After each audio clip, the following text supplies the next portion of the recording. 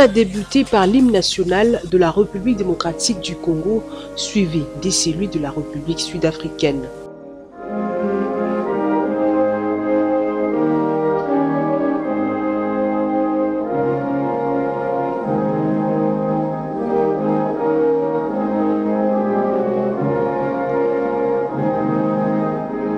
Dans cette belle salle du prestigieux Fleuve Congo Hotel dans la commune de Gombe, il était question ce jeudi 9 avril 2024 de la célébration des 30 ans de l'indépendance de l'Afrique du Sud sous les thèmes 30 ans de démocratie, de partenariat et de croissance.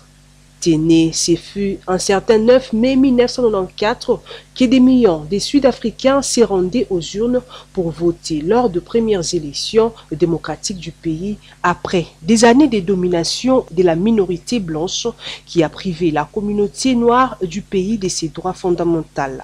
Les souffrances de l'apartheid de ces années ont laissé des séquelles dans la mémoire collective. Des élections où un homme de race noire, Nelson Mandela, eut remporté. Dans son discours prononcé devant les invités de marque, tels que le chef de mission diplomatique, la représentante du secrétaire général des Nations Unies en RDC, les personnalités politiques et autres, l'ambassadeur de la République sœur d'Afrique du Sud, Excellence Shilubane Abed, s'est attardé sur le chemin parcouru depuis 1994 jusqu'à ces jours, date marquant, selon ses dires, l'avènement de la démocratie. Le chemin vers la démocratie en Afrique du Sud a été marqué par des siècles d'assujettissement racial et économique, de discrimination et d'oppression, et de nombreux Sud-Africains ordinaires, en particulier les jeunes, ont fait le sacrifice ultime dans la quête de la liberté et de la démocratie.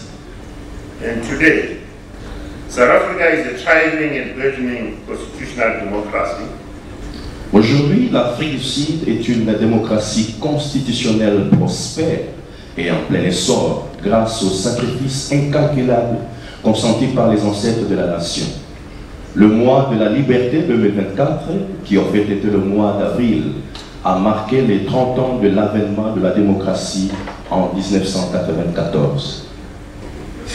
Le 27 avril 1994, environ 20 millions de personnes de toutes races ont été autorisées pour la première fois à marquer de leur empreinte le changement en Afrique du Sud.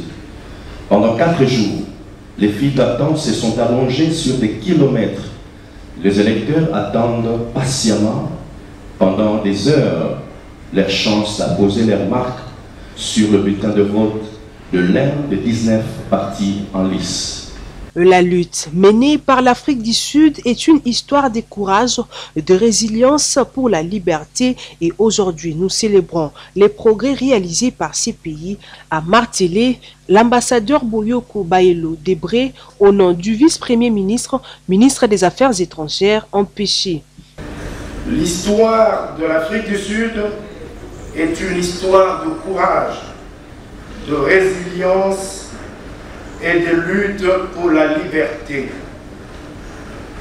Le combat mené par le peuple sud-africain à travers ses valeureux fils et filles, dont l'une de figures les plus éminentes demeure, je cite, le président Nelson Mandela Madiba, pour mettre fin à l'apartheid et pour instaurer une société juste et égalitaire, reste à ce jour une source d'inspiration pour le monde entier. Aujourd'hui, nous célébrons les progrès réalisés par l'Afrique du Sud depuis son accession à l'indépendance et nous nous engageons à continuer à soutenir le peuple sud-africain dans son chemin vers la prospérité et le développement.